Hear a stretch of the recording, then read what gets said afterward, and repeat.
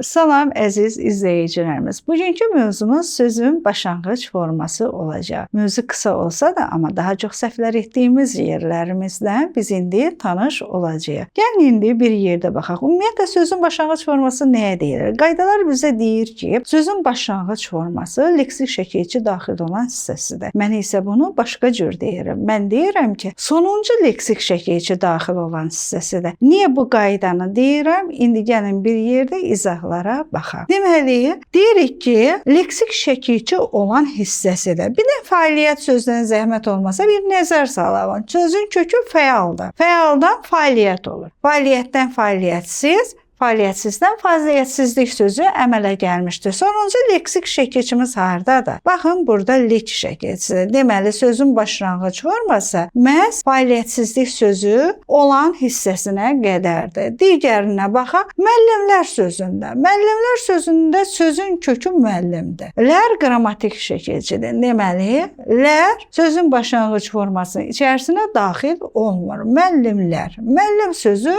başlanğıc formadadır. Digərində isə bağdakılar sözünü götürmüşük. Bağdakılar, bağ sözünün kökü, dakı leksik şəkilçisi, lar isə qrammatik şəkilçidir. Deməli, indi siz deyin görək, sözün başlanğıc forması hara qədər olan hissəsidir? Aha, bağdakı olan hissəsinə qədərdir. Deməli, lar qrammatik şəkilçi olduğu üçün başlanğıc formanın içərisinə daxil olmur. Bəs bizim iki şəkilçimiz var ki, dakı və ki şəkilçisi və bir dənə də sız şəkilçimiz var. Onu hələ ki buraya yazmadım. Onu ayrıca başa salacağım sizə. Deməli, bu dakı və ki şəkilçisi özündən əvvəl mənsubiyyət, cəm, ki şəkilçisi isə yəlik halın şəkilçisini buraxa bilər. Yəni, özündən əvvələ buraxa bilər. Ümumiyyətlə, Azərbaycan dilini sözlərin təhlilində, sözlərin strukturu, yerləşməsi bu formadadır. Əvvəl kök, sonra leksik, sonra qrammatik şəkilçi işlənməlidir. Amma bu iki şəkilçi bu qaydaya ziddir. Bunlar özlərindən əvvələ qrammatik şəkilçi buraxa bilirlər. Əgər qrammatik şəkilçi buraxa bilirlərsə, özündən sonra leksik şəkilçi gəlirsə, deməli, burada nə baş verir? Sözün başlanğıc forması sonuncu leksik şəkilçi daxil olan hissəsidir. Gəlin qaydamıza baxaq. Bağ sözün kökü, ımız mənsubiyyətdir, dakı isə leksik şəkilçidir. Bağımızdakı, deməli, sözün başlanğıc forması nə oldu? Bağımızdakı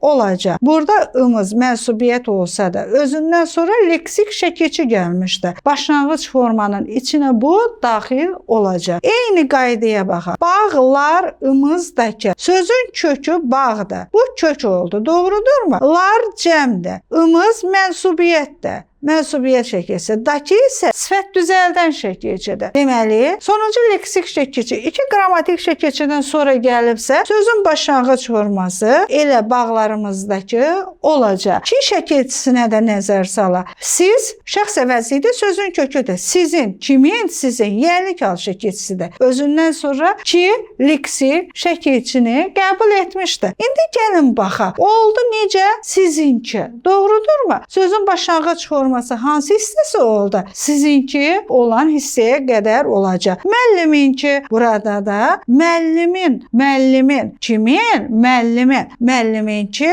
burada kini leksik şəkilçi qəbul etdiyi üçün başlanğıc formada da müəlliminki kimi olacaq. Bu qədər əziz izləyicilərimiz və abituriyentlərimiz, hansı qayda ilə tanış olmaq istəyirsiniz, daha rahat öyrənmək istəyirsiniz, rəy bölməsində mütləq bunları yazın. Bizim videoları bəyənməyi, bir sözlə ətrafınızla paylaşıb, öz fikirlərinizi rəy bölməsində yazmağı unutmayın. Bütün qruplar üzrə də qeydiyyatımız hələ ki davam edir. Artıq 6 ayımız qalır. Nə qədər ki gec deyil, qoşulun yeni qruplarımıza, qruplarıma qoşulmaq istəyən şəxslər aşağıdakı nömrələrlə əlaqə saxlasınlar.